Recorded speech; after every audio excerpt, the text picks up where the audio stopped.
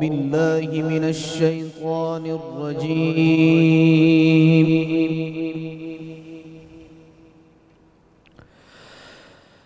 بسم الله الرحمن الرحيم.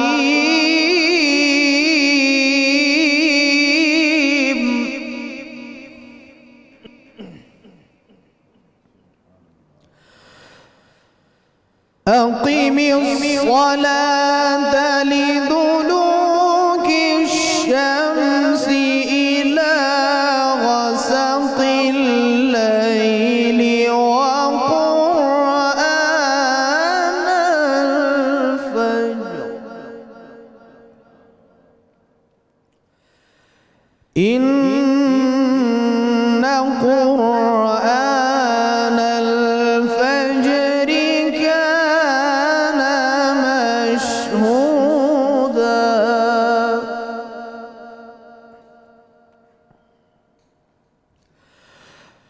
ومن الليل فتهجد به نافلة لك عسى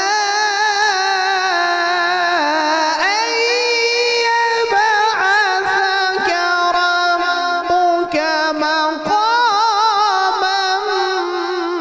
محمودا.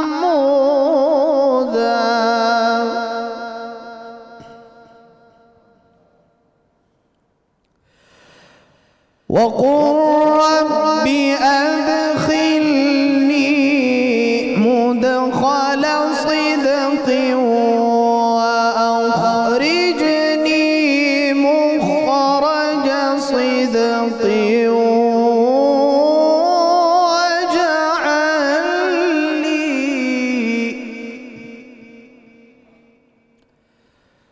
واجعل لي من لدنك سلطانا نصيرا.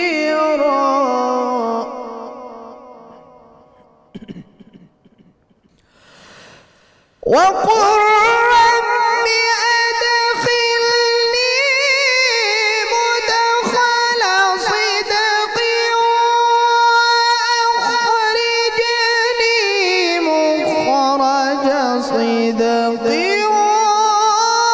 واجعل لي من لدنك سلطانا نصيرا.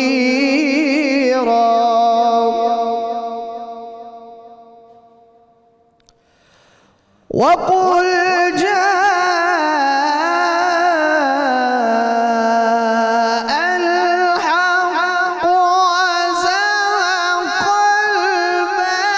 الباطل. وقل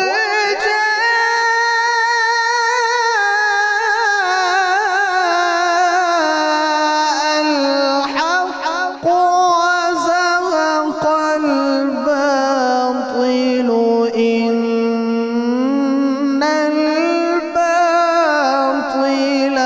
كان زهوقا. صدق الله العلي العظيم. ماشاء اللہ، سلامت رہیں۔ ملک کے معروف قاری جناب قاری محمد ذیشان حنیف صاحب تلاوت کلام پاک سے ہم تمام سننے والوں کے قلوب کو منور فرما رہے تھے۔ الحمدللہ رب العالمین والصلاة والسلام علی سید الانبیاء والمرسلین، اللہم صلی علی سیدنا و مولانا محمد وعلی آلہ واصحابہ وبارک وسلم وصلی علیہ۔ دنیا کے تمام دیکھنے والوں کو، تمام چاہنے والوں کو، تمام پیار کرنے والوں کو، اور جہاں جہاں تک اس وقت میری آواز کو سنا اور مجھے دیکھا جا رہا ہے، جنید اقبال کی جانب سے انتہائی محبت کے ساتھ السلام علیکم۔ ایک بار پھر ناظرین، آپ کو 1445 ہجری سن 2024 کی رحمت رمضان کی خصوصی براہ راست نشریات میں سحری کے اس حسین سے موقع پر میں دل کی عطا گہرائیوں سے خوش آمدید کہتا ہوں۔ اور آج انشاءاللہ بات ہوگی ان عظیم ترین لوگوں کے حوالے سے اور اس حسین ترین عمل کے حوالے سے ناظرین، کہ جس کا انتظار پورے برس ایک مسلمان کیا کرتا ہے، پورے برس۔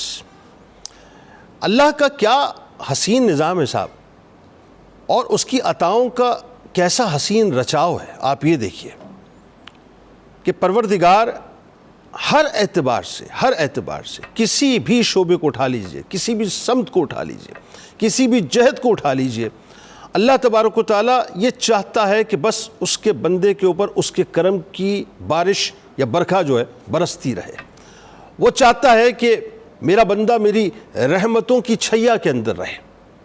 وہ چاہتا ہے کہ اس کا بندہ اپنے آپ کو جسمانی طور پہ بھی مضبوط کرے اور اپنے آپ کو روحانی طور پہ بھی مضبوط کرے، اور وہ چاہتا ہے کہ اس کا بندہ اس کی بارگاہ سے مایوس ہو کر نہ جائے۔ یہ جو اللہ کا نظام ہے نا ناظرین، اس کو میں اور آپ سمجھ ہی نہیں سکتے، یقیناً نہیں سمجھ سکتے، کیونکہ جہاں ہماری سمجھ کی انتہا ہوتی ہے اللہ کے کرم اور اس کی رحمتوں کی وہاں سے ابتدا ہوا کرتی ہے۔ میں اور آپ تو سوچ ہی نہیں سکتے، وہ ایسا کریم ہے، کریموں کا کریم ہے۔ اسی لیے تو یہ بھی سمجھانے کے لیے اس نے فرمایا ہے، سمجھانے کے لیے کہ 70 ماہوں سے زیادہ چاہتا ہوں۔ وہ کتنا چاہتا ہے اس کی ڈیٹیلز نہ آپ سمجھ سکتے ہیں، نہ میں سمجھا سکتا ہوں، نہ دنیا کا کوئی آدمی دوسرے شخص کو منتقل کر سکتا ہے۔ اس کی رحمت کی کوئی انتہا ہے ہی نہیں صاحب، اس کی ابتدا بھی نہیں ہے، بلکہ یوں کہیے کہ نہ ہم اس کی ابتدا کو سمجھ سکتے ہیں نہ اس کی انتہا کو سمجھ سکتے ہیں۔ اب دیکھیے نا، رمضان کا مہینہ اس نے ہمیں عطا کر دیا، اگر اس مہینے کو وہ صرف فلیٹ رکھتا اور صرف اتنا ہوتا کہ اس میں ہمیں روزے رکھنے ہیں صاحب، اور روزے کل بروز محشر ہمیں بخشوا دیں گے، تو یہ مور دین انف تھا، اس کے علاوہ کوئی ضرورت نہ تھی۔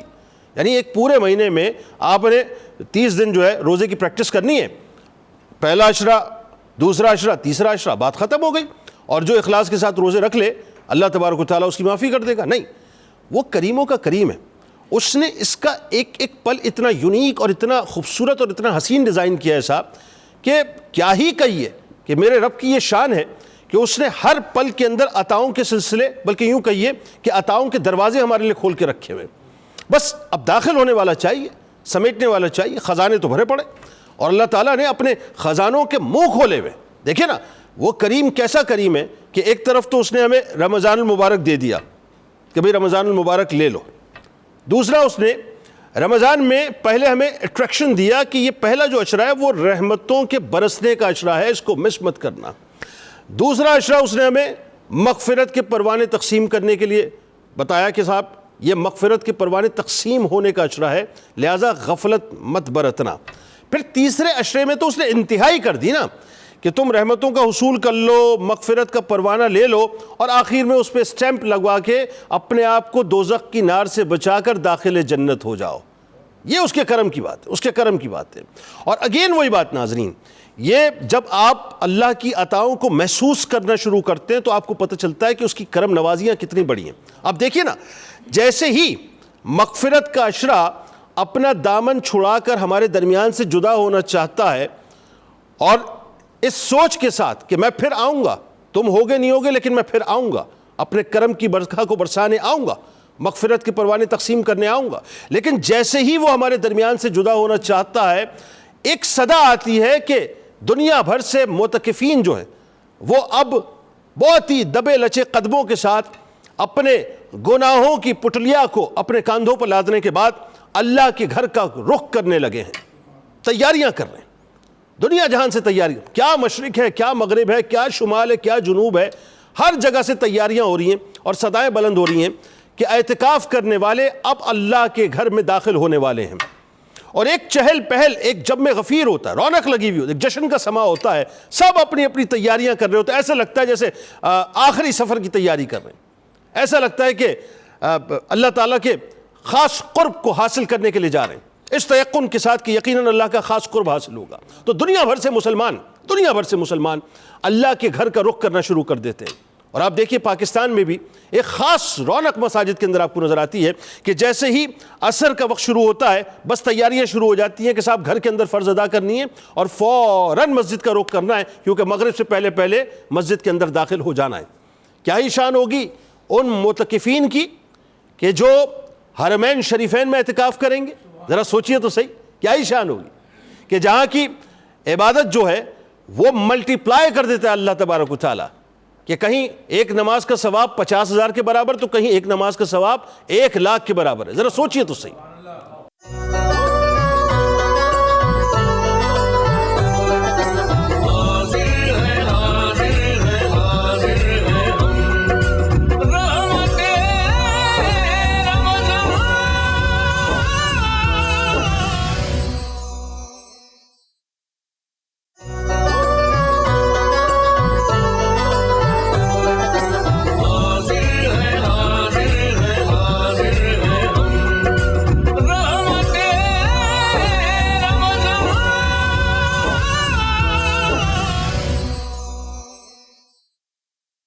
میرا خیال ہے سب سے پہلے جو ہے وہ پروفیسر صاحب آغاز اس بات سے کیجئے، اور ظاہر تمام سننے والے جو ہیں وہ اس بات کو سمجھنا چاہتے ہیں جو اعتکاف کی اہمیت ہے، اعتکاف کسے کہتے ہیں، اس کے بارے میں بتائیے، اور قرآن جو اس کے فضائل بیان کرتا ہے، اور اگین وہی بات اعتکاف کیا کیوں جاتا ہے، یہ بھی ذرا ابتدا میں لوگوں کو سمجھائیے. فرمائیے.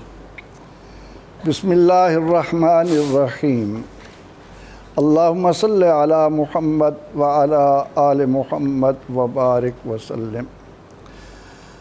بہت شکریہ محترم جنید اقبال صاحب، آپ نے ابتدائیے میں جتنے خوبصورت انداز میں اہل ایمان کو اعتکاف کی عظمتوں کی طرف توجہ دلائی. جزاک اللہ. آپ ہی کی بات کو آگے بڑھاتے ہوئے صرف اتنا عرض کروں گا کہ اعتکاف کے لفظی معنی تو ہیں رک جانا، ٹھہر جانا. واہ. لیکن شرعی اصطلاح میں یہ کہا جاتا ہے کہ عبادت کی نیت سے روزے کی حالت میں جا کر اپنے آپ کو اللہ کے دروازے پر گرا دینا، یہ ہے اعتکاف. سبحان اللہ، سبحان اللہ. اب اعتکاف کی اس عظمت کو سمجھنے کے لیے جن باتوں کو جاننا ضروری ہے وہ یہ کہ پروردگار عالمین نے اس ماہ مبارکہ میں بندوں کے لیے جو انعامات رکھے ان کی روشنی میں سرور دو جہاں صلی اللہ علیہ وسلم نے یہ فرمایا کہ جس سے رمضان کا ایک روزہ رہ گیا وہ ساری زندگی روزے رکھتا رہے، اس کو یہ اجر نہیں مل سکتا. اللہ اکبر، اللہ اکبر. اور اس مہینے میں جو اللہ کی رحمتیں برس رہی ہیں ان کو دیکھ کر سرور دو جہاں صلی اللہ علیہ وسلم نے جب امت کو اس حقیقت کی طرف توجہ دلائی کہ اگر میری امت کو معلوم ہو جائے کہ اللہ نے ان کے لیے اس میں کیا کچھ رکھا ہے تو وہ یہ آرزو کریں کہ کاش سارا سال ہی رمضان ہو. سبحان اللہ، سبحان اللہ. اب اعتکاف کی مناسبت سے اعتکاف کیوں کیا جاتا ہے جناب، یہاں پر میں اتنا عرض کرتا چلوں کہ یہ عشاق کے امت مصطفیٰ کی دھن ہے. یہ سنت مصطفیٰ ہے صلی اللہ علیہ وسلم، اور ہم قرآن کی اور سنت کی روشنی میں یہ دیکھتے ہیں کہ پروردگار عالمین نے اپنی پہچان بار بار اپنے محبوب کریم صلی اللہ علیہ وسلم کی معرفت سے کروائی. ٹھیک ہے. ارشاد ہوتا ہے هو الذی ارسل رسولہ هو الذی بعث فی الامیین. اور دنیا والوں جاننا چاہتے ہو اللہ کون ہے؟ اللہ وہ ہے جس نے یہ بندہ بھیجا ہے، اللہ اکبر، جس نے محمد عربی صلی اللہ علیہ وسلم کو مبعوث کیا ہے. سبحان اللہ. اب ہم یہ دیکھتے ہیں کہ اللہ کے وجود کی جو دلیل بن کر آئے ہیں ان کی شان یہ ہے کہ ویسے تو پوری زندگی جب کسی نے مانگا لا کا لفظ زبان پر آیا ہی نہیں. اللہ اکبر، سبحان. لیکن جب رمضان المبارک آتا تو سرور دو جہاں صلی اللہ علیہ وسلم کی سخاوت پانی کی طرح ہو جاتی جس کا کوئی اندازہ نہیں. یہ اس بندے کی شان ہے جو اللہ کے وجود کی دلیل بن کر آیا ہے.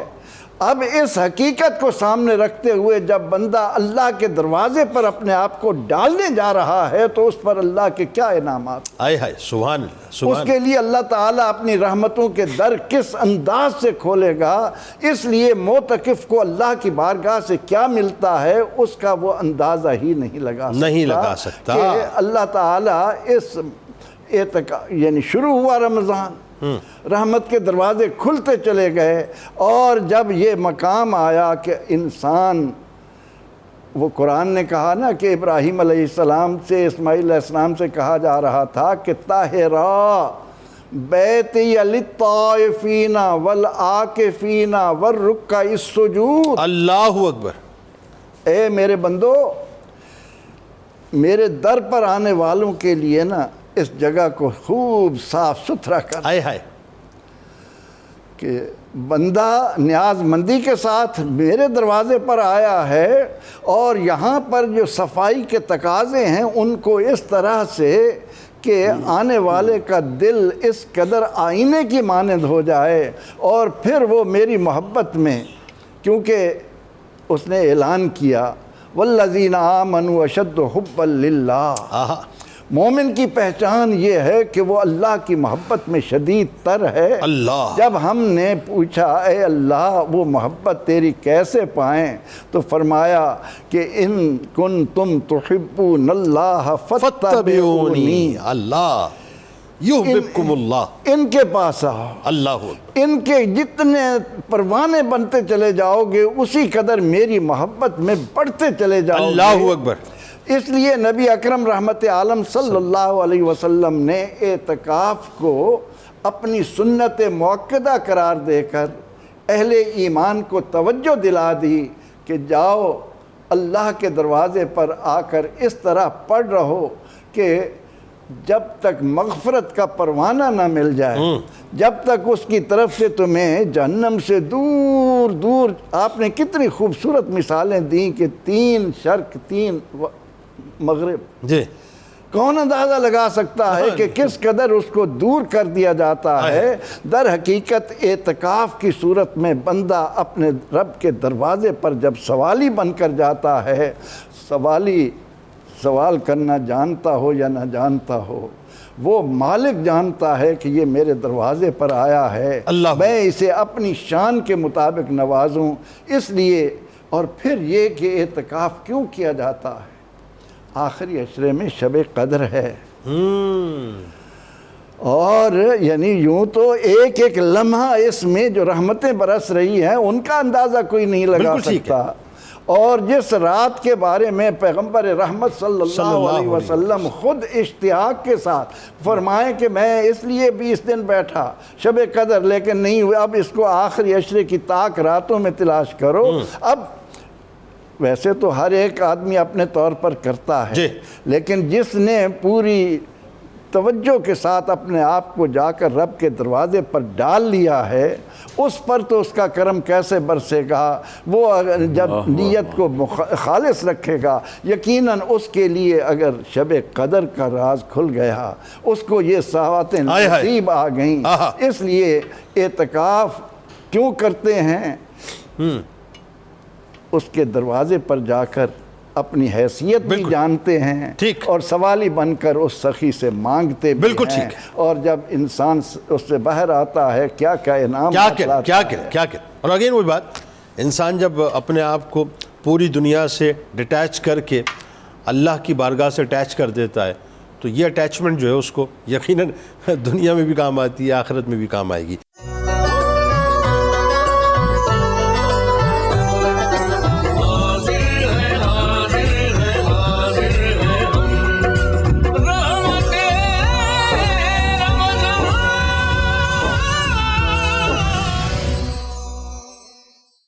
تھوڑا سا لوگوں کو ذرا سمجھائیں. انبیاء کرام علیہم السلام ظاہر ٹاپ آف دا لائن ہستیاں اس کائنات کی، اور ان میں بھی امام الانبیاء، تمام انبیاء کرام کے سرتاج تاج.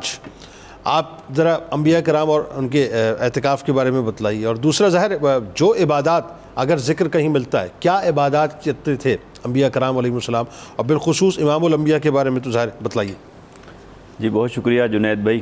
اعتکاف کا ذکر مبارک جاری ہے، اور بہت خوبصورت انداز میں آپ نے بھی بہت موٹیویشنل گفتگو کی، اور بہت خوبصورت پیغام تھا، جاندار پیغام تھا. اور قبلہ پروفیسر صاحب نے بھی اس کی غرض و غایت کے حوالے سے قرآن مجید کی روشنی میں بہت جامع طور پر بیان فرمایا.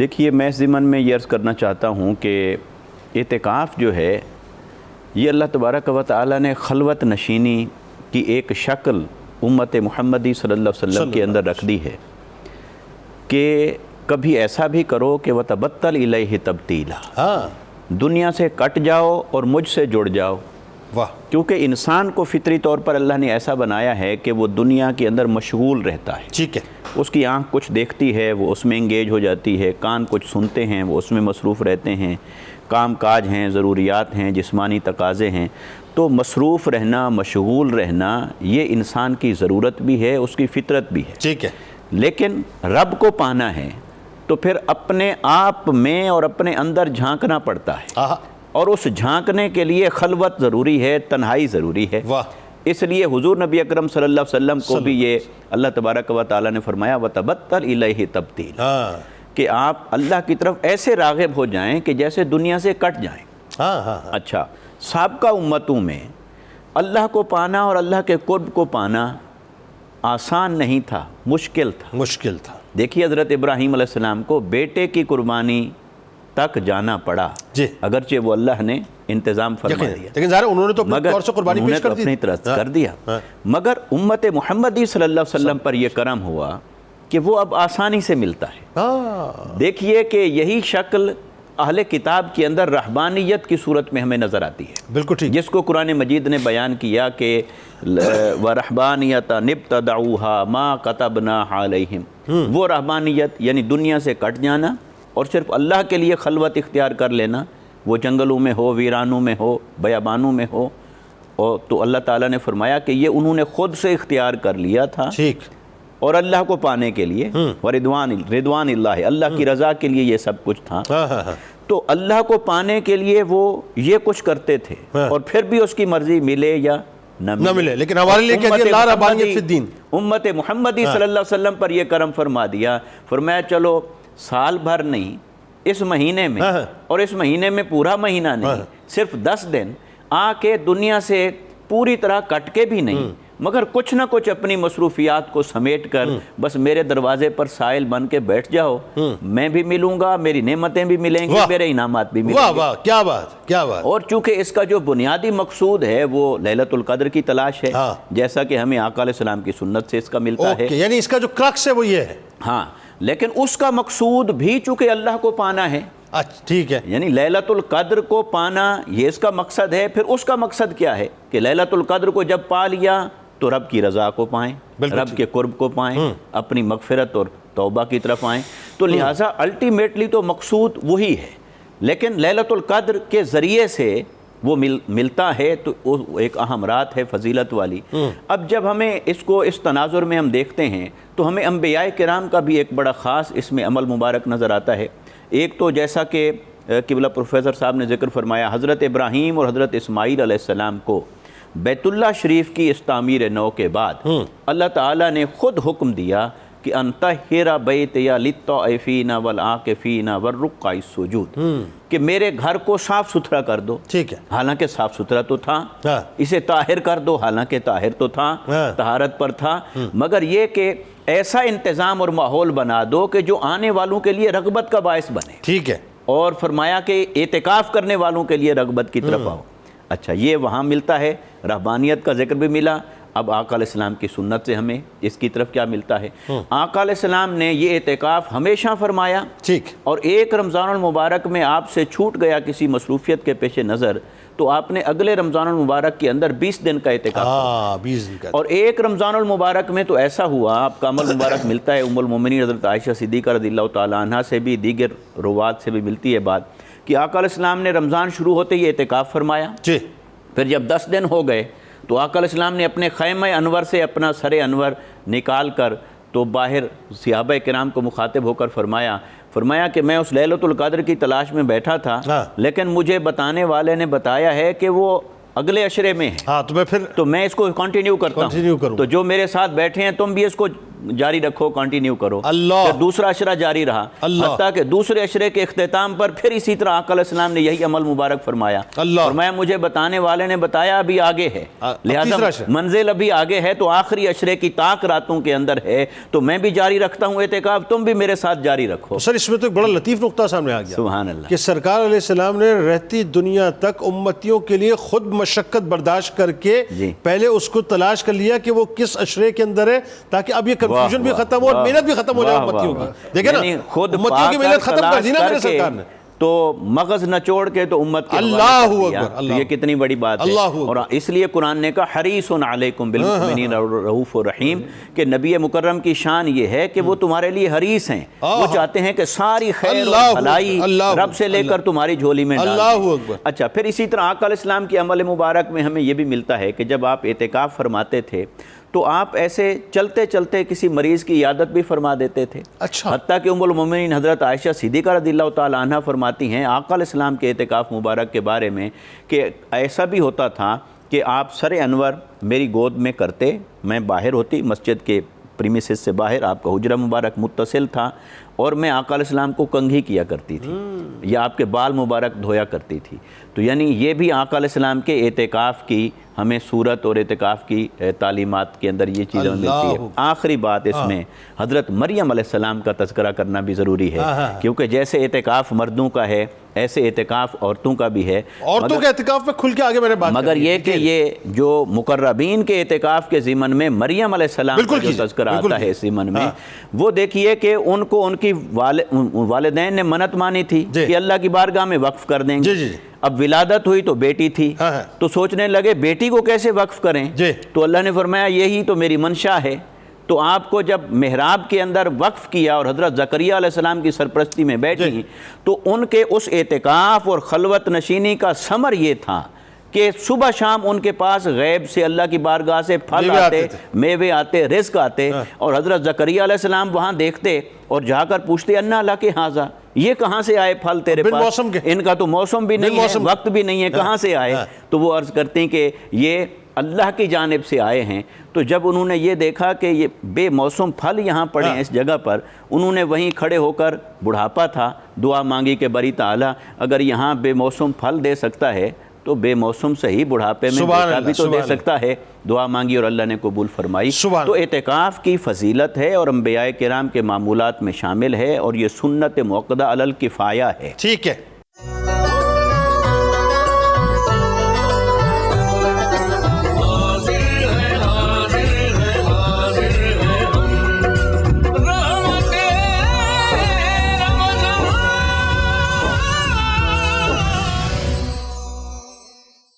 علامہ صاحب اب آئیے ذرا قرآن پاک کا حوالہ ہے, انبیاء کرام علیہ السلام کا حوالہ ہے, سرکار مدینہ صلی اللہ علیہ وآلہ وسلم کی احادیث کی روشنی میں بھی ذرا سننے والوں کو بتلائیے, اور خاص طور پہ جو معتکفین کو جو خاص طور پر اللہ تعالیٰ کی طرف سے انعامات ملتے ہیں, ان پہ جو اس کی رحمتوں کی, اس کے کرم کی جو برکھا برستی ہے, اس کے بارے میں بتلائیے. بسم اللہ الرحمن الرحیم. بہت ہی اہم ترین موضوع ہے عملی اعتبار سے, چونکہ وقت ابھی کچھ دن باقی ہیں تو یہ اچھا موقع آپ نے اس موضوع کے لیے منتخب کیا ہے کہ لوگ درمیان میں جن کا ذہن نہیں بھی تو وہ بھی اپنا ذہن بنا لیں اور اس وقت کو اپنے لیے دنیا و آخرت کی نجات کا سامان کریں. بالکل صحیح. تو جہاں تک اس کے فضائل کی بات ہے تو ایک عاشق کے لیے اس سے بڑھ کے اور کوئی فضیلت ہو ہی نہیں سکتی کہ اس کے محبوب حقیقی نے اعتکاف کیا. سب سے بڑی فضیلت ہی یہ ہے کہ حضور علیہ السلام نے بذات خود اعتکاف کر دیا. اب اس کے علاوہ کوئی نہ بھی ہو تو یہی ایک کافی ہے. یہ ایک فضیلت. لیکن اس کے باوجود آقا کریم علیہ السلام کی حیات طیبہ سے ہمیں بہت سے آپ کی زبان فیض ترجمان سے فضائل و مناقب ملتے ہیں, تو ان کو دیکھتے ہوئے بندے کا دل جو ہے وہ اس جانب چلا جاتا ہے کہ واقعی جو حضور صلی اللہ تعالیٰ علیہ وآلہ وسلم نے ہمارے لیے انتخاب فرمایا ہے اپنی عنایات کا, تو یقیناً ہمیں اس میں سے حصہ سمیٹنا چاہیے. نبی کریم علیہ السلام ارشاد فرماتے ہیں, حضرت ام المومنین سیدہ عائشہ صدیقہ طیبہ طاہرہ رضی اللہ عنہا اس کی راویہ ہیں, آپ فرماتے ہیں کہ من اعتکف عشراً, جس نے 10 دن کا اعتکاف کیا تو نبی کریم علیہ السلام ارشاد فرماتے ہیں غفر لہ ما تقدم من ذنبہ, اس سے پہلے کہ اللہ تعالیٰ اس کے سارے گناہ معاف فرمائے. اللہ. امام دہلوی نے اس کو نقل فرمایا.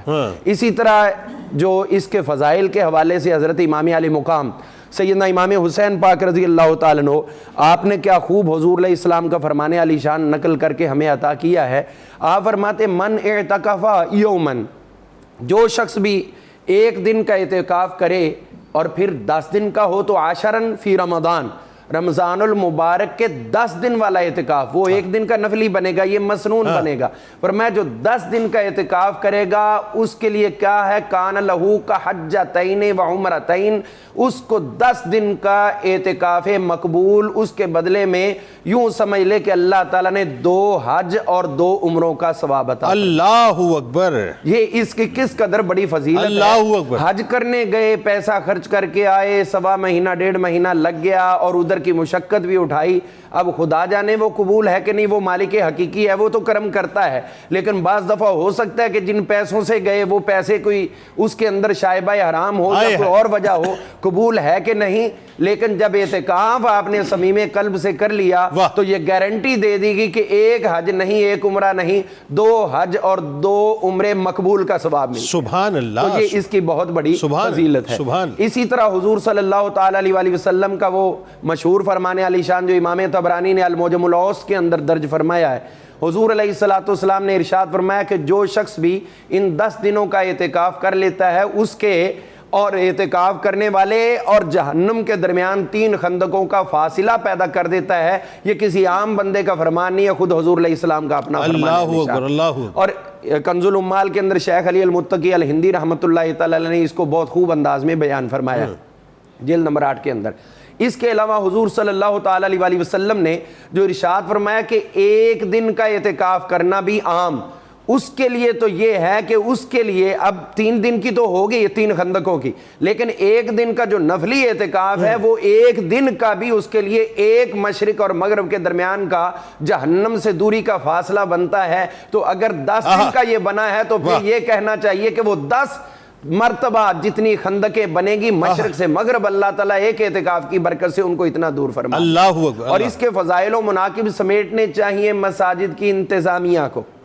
کئی مساجد کی انتظامیہ جو ہے وہ اس سے پس و پیش کرتے ہیں یا توجہ نہیں کر پاتے، جو آنر بنتا ہے وہ دے نہیں پاتے۔ ابھی جو آیہ کریمہ تلاوت کی گئی سب نے کی ہے حصول برکت کے لیے کہ اللہ تعالیٰ فرمائے وَعَاهِدْنَا إِلَىٰ إِبْرَاهِيمَ وَإِسْمَاعِيلَ أَن طَهِّرَ بیتی للطائفین والعاکفین، میرے گھر کو پاک صاف رکھے۔ اور طاہرہ یہ باب تفعیل سے ہے جس کے اندر کثرت ہے، صرف 1 دن کی صفائی نہیں بلکہ تطہیر کا حق ادا کرو، بار بار کرو۔ حضرت ابراہیم اور حضرت سیدنا اسماعیل علیہ السلام اس وقت متولی بھی تھے بیت اللہ شریف کے، منتظم بھی تھے، تو یہ انتظامیہ کو بھی اس کی فضیلت حاصل کرنی چاہیے کہ جو حکم اللہ نے انبیاء کو دیا ہے اسی حکم پر کیا اچھا نقطہ ہے۔ تو یہ ان کے لیے انتظامیہ کے لیے گھر بیٹھے ہوئے یہ فضائل و مناقب کی بات ہو گئی۔ حضور صلی اللہ تعالی علیہ وسلم نے اس ضمن میں مزید ہماری رہنمائی کرتے ہوئے ہمیں ارشاد فرمایا اعتکاف کی طرف متوجہ کرتے ہوئے کہ حضور علیہ السلام ارشاد فرماتے کہ اعتکاف کرنے والا جب اعتکاف کے اندر موجود ہوتا ہے تو کعامل الحسنات، اس کی حیثیت یہ ہو جاتی ہے کہ جیسے ایک ایک لمحہ اس نے نیکیاں کرتے ہوئے گزار دی۔ سبحان اللہ۔ اب آپ دیکھیے، نماز پڑھ رہے ہیں تب تک ثواب ہے جب نماز میں، روزہ رکھ رہے ہیں تب تک ثواب ہے جب روزہ میں، آپ جو بھی عمل کر رہے ہیں تب تک ثواب ہے جب اس کیفیت میں ہے، اور جب اعتکاف بیٹھے تو 10 دن اور 10 راتیں ایک ایک لمحے کا ثواب ملتا ہے۔ کیا بات، کیا اس سے بڑھ کے اور اس کی فضیلت اور اہمیت کیا ہوگی۔ حضور صلی اللہ تعالی علیہ وسلم آپ نے جو آخری میں ارشاد پیش کرنا چاہتا ہوں وہ یہ ارشاد فرمایا کہ اعتکاف کرنے والا جب اعتکاف کر کے اٹھتا ہے تو یوں ہو جاتا ہے جیسے اپنی ماں کے شکم سے باہر آیا۔ کیا بات ہے، تو یہ اس کی فضیلت۔ کیا بات۔ ناظرین بات تو یہی ہے اور بالکل اس میں کوئی دوسری رائے نہیں کہ اعتکاف کرنے والوں کو ایک ایک لمحہ کیا قیمتی ملتا ہے صاحب۔ اگین وہی بات، آپ بالکل دنیا سے ڈیٹیچ اس اعتبار سے ہوتے ہیں کہ آپ مسجد کے اندر ہوتے ہیں، ایک خاص پردے میں ہوتے ہیں، اللہ کے گھر میں ہوتے ہیں، آپ ہوتے ہیں اور اللہ ہوتا ہے۔ اب آپ ذرا سوچئے کہ آپ جتنی بھی عبادت ہے، چاہے وہ نمازوں کی صورت میں، چاہے وہ تسبیح و تحلیل کی صورت میں، چاہے وہ استغفار کی صورت میں، چاہے وہ درود پاک کی صورت میں، چاہے وہ صلاۃ التسبیح کے اہتمام کی صورت میں، چاہے وہ قرآن پاک کی تلاوت کی صورت میں، چاہے وہ تراویح کی صورت میں، آپ جتنا کچھ کر رہے ہوتے ہیں، آپ سوچیں تو صحیح کہ اللہ کی کیسی خاص عنایات آپ پہ ہو رہی ہو۔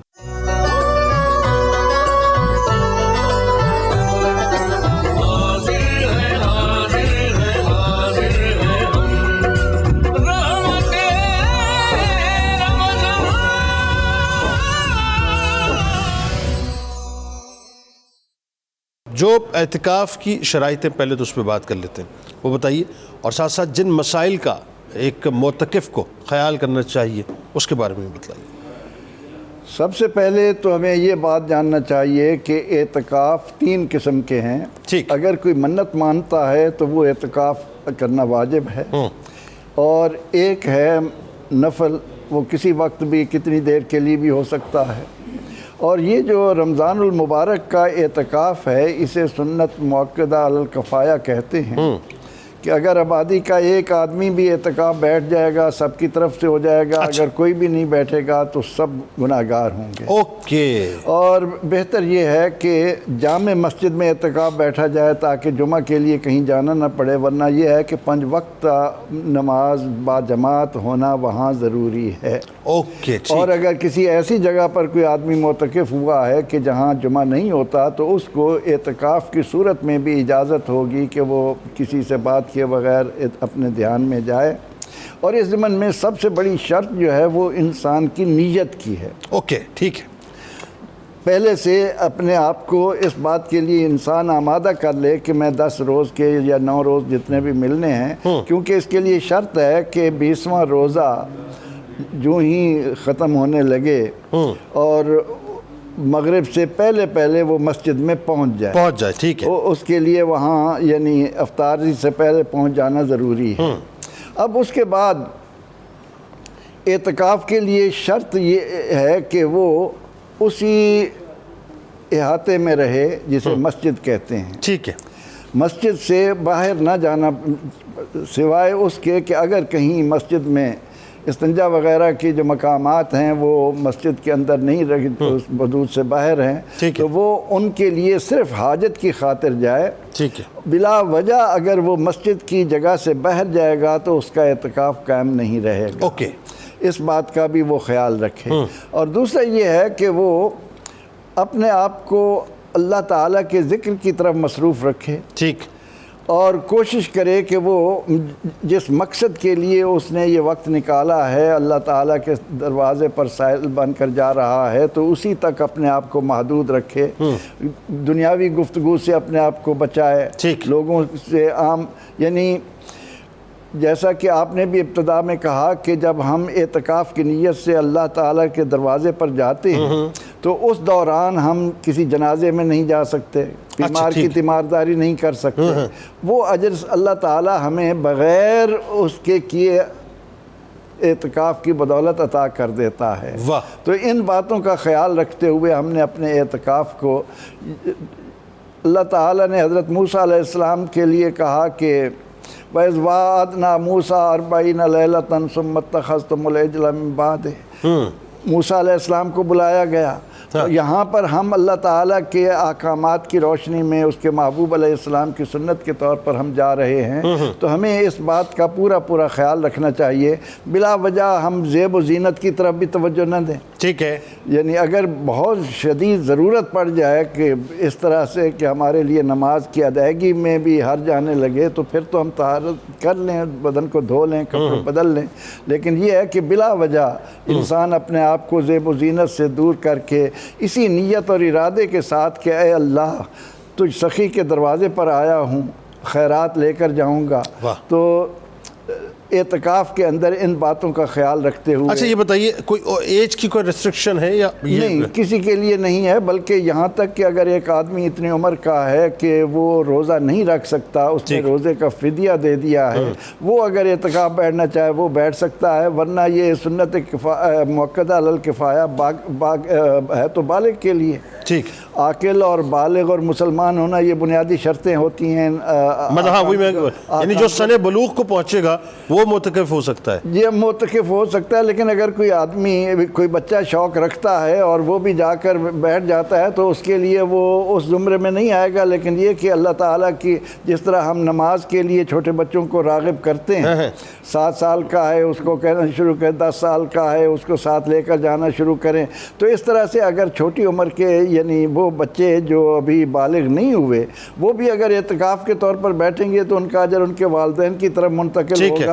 ان کو معروم نہیں رکھا جائے گا، لیکن سنت موقد علی الکفایہ ان کے لیے ہے جو عاقل اور بالغ اور مسلمان ہوں، وہ جا کر مسجد کے اندر اعتکاف۔ اچھا، اگر فرض کیجئے کہ ایک شخص ہے وہ کاروبار کر رہا ہے اور وہ اس کا معاملہ یہ ہے کہ اس کو انگیج رہنا پڑتا ہے کسی بھی طور سے، یعنی کوئی اس کا آلٹرنیٹ نہیں ہے کاروبار سنبھالنے کے لیے، یا کچھ ایسے معمولات ہیں کہ جی اس کو پتہ ہے کہ یعنی پیمنٹس کی کلیکشنز بھی کرنی ہے، عید کا موقع ہے، مجھے کچھ پیمنٹس کرنی بھی ہیں، کچھ اور معاملات بھی ہیں، اس کو کسی نہ کسی طرح ان ٹچ رہنا ہے، وہ پھر کیا کرے گا اس صورت میں؟ اس کے لیے میں نے عرض کیا کہ اعتکاف اگر میں نے بیٹھنا ہے تو ان معاملات کو میں اس سے پہلے نپٹا کر جاؤں۔ اوکے، یہ بہتر نہیں ہے کہ میں اعتکاف کے دوران ہی ان چیزوں میں لگا رہوں، لیکن اگر کوئی ایسی اشد ضرورت آ جائے اور اس کے لیے مجبوری کے تحت اس کو کہیں جواب دینا پڑ جائے، لیکن ارادتاً نہ ہو کہ میں اعتکاف بھی بیٹھ جاؤں اور کاروبار بھی میرا ساتھ ساتھ چلتا رہے، اس کے لیے پہلے سے انسان ان باتوں کا خیال کر لے کہ میں نے اللہ تعالیٰ کے حضور جانا ہے،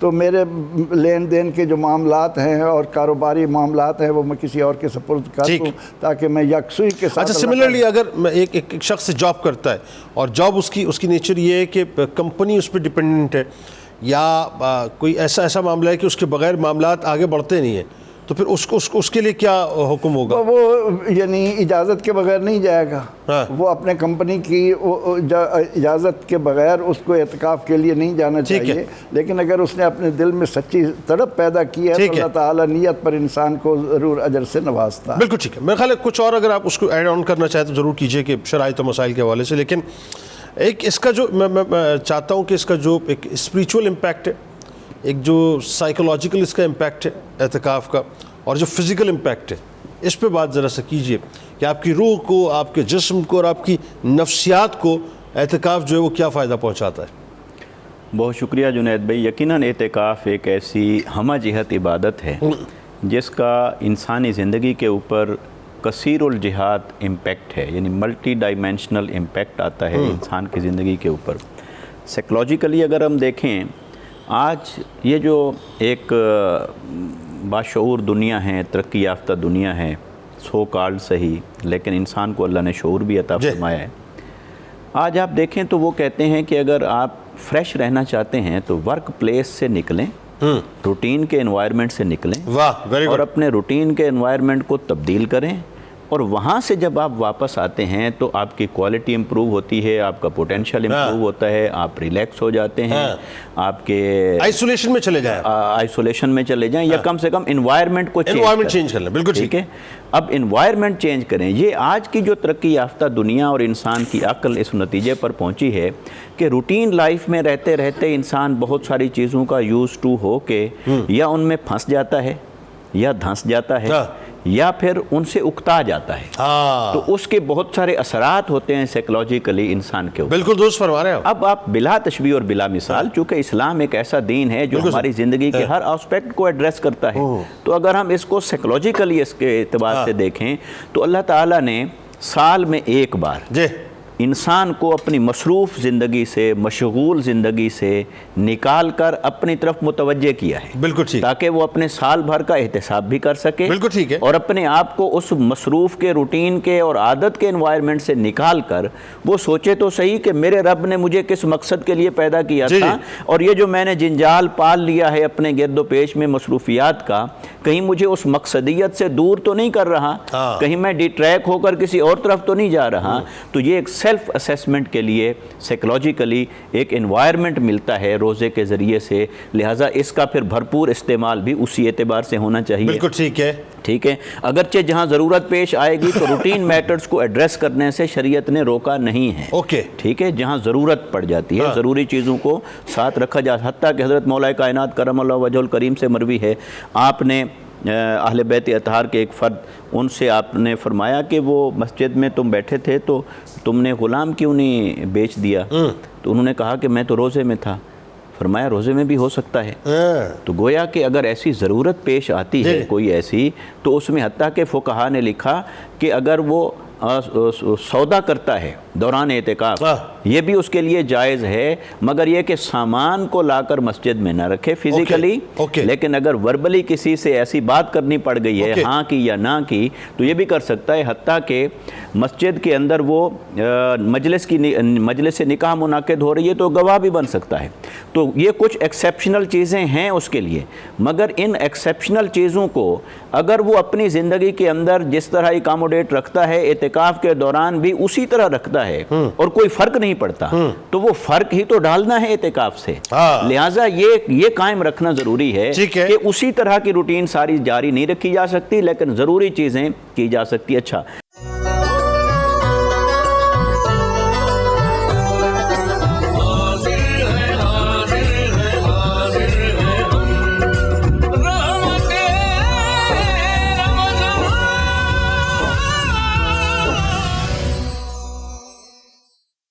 اب ذرا آئیے جو اس کا جو اگلا پہلو ہے وہ بھی بڑا انٹرسٹنگ اس اعتبار سے، اللہ تعالیٰ کے ظاہر ہے ہر حکم کے اندر ایک مختلف قسم کی جہتیں ہمیں نظر آتی ہیں فوائد کی، تو جو اعتکاف کے سماجی اور معاشرتی فوائد ہیں اس پہ ذرا ڈیٹیل بات کریں اور لوگوں کو بتائیں صاحب کہ جو آپ اپنے لیے اعتکاف کر رہے ہیں لیکن اس کا جو امپیکٹ ہے وہ پوری سوسائٹی پہ اس کا کسی نہ کسی طور سے پڑتا ہے۔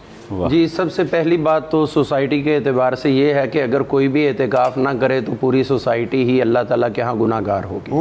تو اعتکاف کا پہلا تو معاشرے کو فائدہ یہ ہوا کہ اس نے آپ کی طرف سے وہ کفایہ ادا کر دیا ہے، ایک بندے کی برکت سے پوری سوسائٹی اللہ تعالیٰ کی رحمت کی حقدار بن۔ پھر ہم دیکھتے ہیں کہ اعتکاف کرنے والا جب اس کے اندر آیا ہے اعتکاف کی کیفیت میں، اس سے پہلے جو وہ خدا نخواستہ جھوٹ بول رہا تھا، غلط بیانی کر رہا تھا یا ایسے معاملات تھے، تو اب جو ادھر کے لوگ ہیں وہ اس کی ان غلط بیانیوں سے یا اس کی جسمانی شر سے محفوظ ہو گئے، اور یہ اب اللہ کی رحمت لے کر اٹھے گا، اور وہ جو شر تھی اب وہ خیر کے اندر بدل گئے۔ واہ!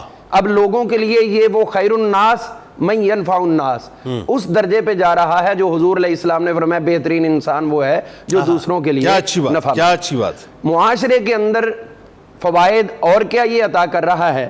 وہ یہ عطا کر رہا ہے کہ معتکف جو ہے اس کو لگا دیا اللہ تعالیٰ نے ایک نمونے کے طور پر بھی، اور لے کے جانا ہے کہاں پر؟ حضور صلی اللہ تعالیٰ علیہ وآلہ وسلم اظہار نبوت سے قبل جو غار حرا کے اندر تشریف فرما ہوتے تھے اور وہاں جو اللہ تعالیٰ کے انوار و تجلیات کا نزول ہوتا تھا اور پھر آ کر جو ہے وہ لوگوں میں تقسیم فرمایا کرتے تھے، تو بعین ہی جب یہ خدا کے گھر میں بیٹھا ہے، انوار و تجلیات لے کر بیٹھا ہے، اب جب یہ اٹھ کے آئے گا تو اس کی برکت سے بھی اللہ تعالیٰ معاشرے کے اوپر پوری رحمت فرما رہا ہے انشاءاللہ، اگرچہ وہ صحیح طور سے اعتکاف کرے تو، یعنی یہ ہم صحیح والے کی ہی بات کر رہے ہیں۔ ٹھیک ہے۔ معاشرے کے اندر ہم یہ دیکھتے ہیں کہ معاشرہ بذات خود ایک دوسرے سے سبق لیتے ہوئے ڈیولپ ہوتا ہے، تو اس نے یہ معاشرے کو بتا دیا کہ میں 10 دن اگر سب کچھ چھوڑ کر بیٹھا ہوں، میرا کوئی بھی نقصان کاروباری کوئی بھی معاملے کے اندر وہ کیفیت نہیں بنی کہ میں ڈاؤن ہو جاؤں، تو تم لوگ بھی کم از کم منافع کو اس سطح پر لے کر جاؤ جو تمہارا منافع بھی بنتا رہے۔ اگر 10 دنوں کے اندر مجھے اللہ نے خسارہ نہیں ہونے دیا تو تم لوگ اگر اللہ تعالیٰ اور اس کے رسول صلی اللہ تعالیٰ علیہ وآلہ وسلم کے بتائے ہوئے طریقوں کے مطابق تجارت کرو گے، کاروبار کرو گے، معاملات کرو گے، تو تم بھی اس اجر سے محروم نہیں ہوگے، تمہارا کاروبار کرنا بھی تمہارے لیے عبادت بنتا جائے۔ سبحان اللہ۔ اب جب یہ لوگ اس کو دیکھ رہے ہیں اور اس سے ایک سبق بھی لے رہے ہیں، اور وہ یہ ہے کہ دیکھیے ہر بندہ تو ایسا نہیں ہے کہ جو کہیں جناب گھر میں اس کو کوئی کام نہیں ہے تو آپ اعتکاف بیٹھ جاؤ، اب کوئی اور مصروفیت نہیں تو آپ اعتکاف بیٹھ جاؤ۔ بڑے بڑے کاروباری لوگ، انتہائی بڑے بڑے مالدار صنعت کار لوگ بھی اعتکاف کی طرف جانے کی کوشش کرتے ہیں۔ تو یہ معاشرے کو اس بات کی طرف انکرج کرنا ہے کہ سب کچھ تمہارا پیسہ نہیں ہے، بلکہ اصل تو یہ ہے وَتَبَتَّلْ إِلَيْهِ تَبْتِيلًا۔ اس نے یہ معاملہ کر لیا ہے، اب اللہ تعالیٰ حضور علیہ السلام فرماتے ایک نیکی دوسری نیکی کے لیے آسانی کا باعث بالکل ایسا ہے۔ اب جب اس نے یہ نیکی کیا تو معاشرے کے لیے آسانی یہ بن رہی ہے کہ اب معاشرہ بھی انکرج ہو رہا ہے، چونکہ یہ ایک ماڈل بن گیا ہے اور اس کا کاروبار بھی محفوظ رہا ہے، اس کے معاملات بھی محفوظ رہا ہے اور اس کی عزت بڑھی۔ جس طرح کوئی بھی آپ دیکھیے غیر ملک کے اندر جاتا ہے، کوئی بھی بندہ یورپ کے اندر جا رہا ہے، امریکہ کے اندر جا رہا ہے، کسی اور بر اعظم میں جا رہا ہے، اس کے لیے لوگوں کو وہ انس نہیں ہوتا جو حرمین شریفین کا سفر کرنے والے کے لیے ہوتا بالکل ایسا ہے۔ تو اسی طرح دوسرے نمبر پر ہمیشہ یہ ہوتا ہے کہ جو اعتکاف سے اٹھتا ہے لوگوں کے دلوں میں اس کے لیے محبت ہوتی ہے، اور اس کو 10 دنوں کے بعد اعتکاف سے اٹھانا وہ اپنے لیے باعث اجر و ثواب۔ اور اس میں ایک اور بات جو بڑی اہم ہے علامہ صاحب، اس پہ بھی ذرا شارٹ کامنٹ دے دیجئے کہ جب آپ ساتھ بیٹھتے ہیں معتکفین ظاہر ہے، اور آپ نمازیوں کے ساتھ بھی آپ کا انٹریکشن ہوتا ہے کیونکہ باجماعت نماز ہوتی ہے، سلام دعا ہوتی ہے، تو سوشلی مطلب میں سمجھتا ہوں کہ وہ جو لوگوں کے اپنے اگر آپ مطلب ظاہر ہے وہ درد اگر آپ کے اندر ہے تو لوگوں کے پرابلمز بھی شیئر ہونا شروع ہوتے ہیں، اور پھر آپ ایک دوسرے کے لیے سماجی اور معاشرتی اعتبار سے سپورٹیو بھی ہو جاتے ہیں کہ بھئی فلاں کا یہ مسئلہ ہے، اس کو باہر نکل کے اس طرح سے ہم ڈیل کر سکتے ہیں، یا اس طرح سے اس کی مدد کر سکتے ہیں، یا اور کسی معاملے میں جو جی اس بارے میں ہمارا ایک تجربہ بھی ہے کہ ایک شخص تھا ایسا، وہ اعتکاف سے پہلے کسی کے ساتھ اس کی بدمزگی تھی، کوئی معاملات درست نہیں تھے،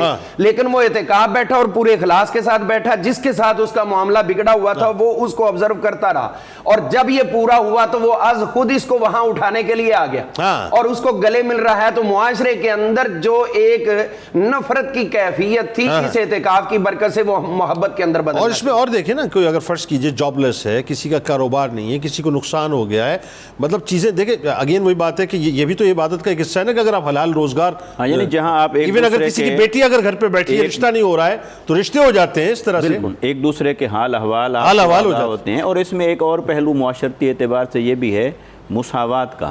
دیکھیں امیر ہے، غریب ہے، گھر میں جیسے سہولیات ہیں، لیکن آپ مسجد میں بیٹھے ہیں اللہ کے سائل بن کے، تو مساوات بھی ہے، ملنساری بھی ہے، معاشرتی تعلقات میں بھی اضافہ ہوتا ہے، ایک دوسرے کے دکھ درد بھی معلوم ہوتے ہیں، اور اس وجہ سے اعتکاف میں دیکھیں کہ مریض کی عیادت اس کو خاص ایکسیپشنل کیسز کے طور پر رکھا گیا ہے۔ مریض کی عیادت کو بھی تو ہمیں دکھ درد لوگوں کے معلوم کرنا، اس کا حل کرنا۔ اس کے اندر ایک اور بات بھی عرض کرنا چاہوں گا جو فائدہ ہے باقی معتکفین اور لوگوں کو، ہم نے دیکھا ہے کہ کچھ اعتکاف کرنے والے امیر اور غریب، یہ ڈیفرنس تو ہوتا ہے، لیکن جو امیر لوگوں کے گھروں سے ان کے لیے افطاریاں وغیرہ جاتی ہیں تو وہ دوسروں میں ڈیوائیڈ کر رہے ہوتے ہیں، اور دوسرے ساتھ والے ان سے حصہ لے رہے ہیں، تو یہ چیز بھی تو باہمی پیار و محبت کے بات دیکھیں نا، وہی بات ہے کہ یہ ایک سوسائٹی ایک جو ہے وہ اپنے آپس میں ملنے لگتی ہے، ایک دوسرے سے جو ہے مطلب انٹریکشن بڑھتا ہے۔ اور آپ دیکھیے کہ اعتکاف ویسے آپ نارملی آپ پورے سال اگر آپ دیکھیں کہ کتنے لوگ ہوں گے جو اپنے علاقے کی مسجد کے اندر جو ہے باجماعت نماز کے لیے جاتے ہوں گے، خال ایون یہ ہوتا ہے جمعے کے لیے، کیونکہ سارے لوگ جاب پہ چلے جاتے ہیں، کاروبار پہ چلے جاتے ہیں، لیکن یہ 10 ڈیز آپ جس مسجد میں اعتکاف کرتے ہیں ناظرین، آپ سوچئے کہ وہاں ادھر جو رہنے والے لوگ ہیں اس علاقے کے، اگر اس میں فرض کیجئے 50 100 لوگ 200 لوگ 500 لوگ اعتکاف کر رہے ہیں تو پھر وہ ایک انٹریکشن بنتا ہے، پھر وہ ایک گروپ آف پیپل بنتا ہے، پھر وہ ظاہر ہے وہ علاقے کی بہت سے حوالوں سے جو ہے وہ کام بھی مطلب ایک دوسرے کا بٹاتے ہیں اور ایک دوسرے کا ساتھ بھی دیتے ہیں۔